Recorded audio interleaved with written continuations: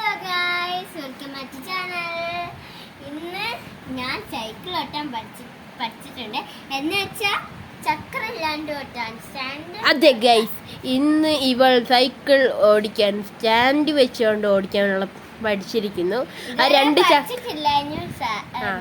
രണ്ട് ചക്രം മാറ്റിയപ്പോഴാണ് പഠിച്ചത്. കാരണം ഇവൾക്ക് സൈക്കിൾ വാങ്ങാൻ കുറച്ച് താമസിച്ചിരുന്നു ഗൈസ്.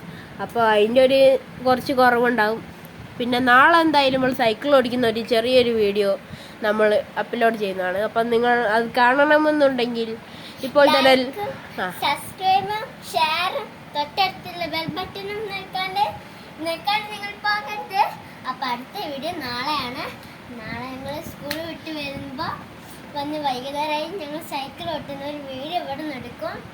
അത് കഴിഞ്ഞിട്ട് നമുക്ക് പിന്നെ പിരിയാം.